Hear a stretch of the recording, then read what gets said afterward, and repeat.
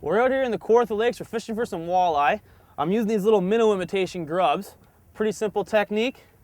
Ball head jig, 1/4 ounce, rig them up like you would any grub. Get it down there in the bottom, keep jigging it, and you're gonna get some good walleye. Now these baits are pretty simple to rig up. Couple things to keep in mind though. One, when you're doing it, you want it to look like a real minnow. So you want the hook to be coming out of the back of the minnow, all right? So I'm gonna thread it on through the front, push the minnow on about 1/2 inch, 3/4 inch, and then pop the hook out the back, and then shove it up over that lead barb there, and you're good to go.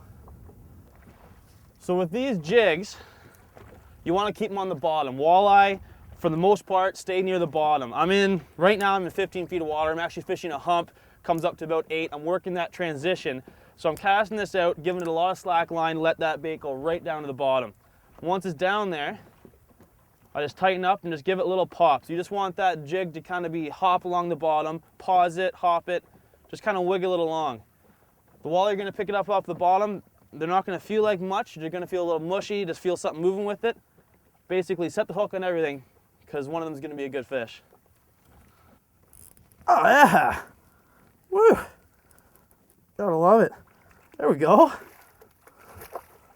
Whoa, nice walleye. Telling you, they're eating these grubs today. All right, look at that hook set right in the top. The net out. All right. So this is the average you can expect out here. What a beautiful fish.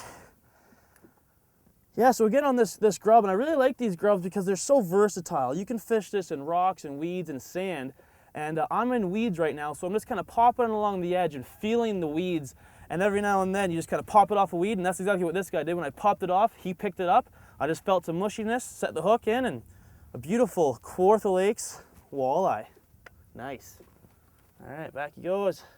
So it's not really a weedless technique, but if you fish it right, keep your rod tip up, you can kind of bounce it through the weeds as long as you're not in super thick ones. There's a couple of things you can do when you get in thicker weeds. You can get ones that have a little bit of a brush guard on it that shake the weeds off, but I like these ones because you get a better hooking percentage.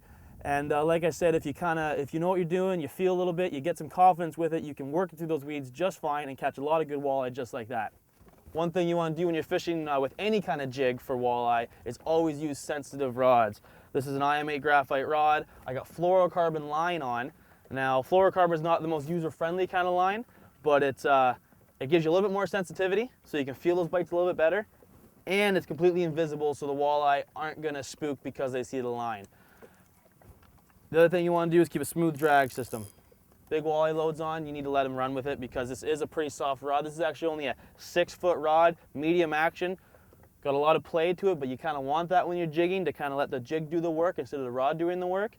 So with that softer, smaller rod, a good drag system matched up lets you bring in the bigger fish. Yeah. Oh, I got a good something here. Oh, another beautiful walleye. Oh, I love it. This is like the 3rd big one I've had now. Oh, that is awesome. Get the net for this one. What a big female. Oh, not done yet. Come on. Just inhaled that minnow. That minnow imitation. Wow. There we go. Woo, woo. Look at that. Just inhaled it. It wanted it. Oh, don't bite me. Well, the sun's come out now. The wind's picked up, but look at that beautiful walleye. Doesn't have too much belly on it, but wow, what a fight, what a fish, and what a big head on that one. Oh, I tell you, these grubs are just phenomenal. They work in all the conditions, and we've had everything today, and now we're mixed with almost summer-like conditions, and it's still working. It's unbelievable, just as long as you keep it on the bottom and keep jigging that on the bottom. Small, finesse-style jigs, whew, do they work.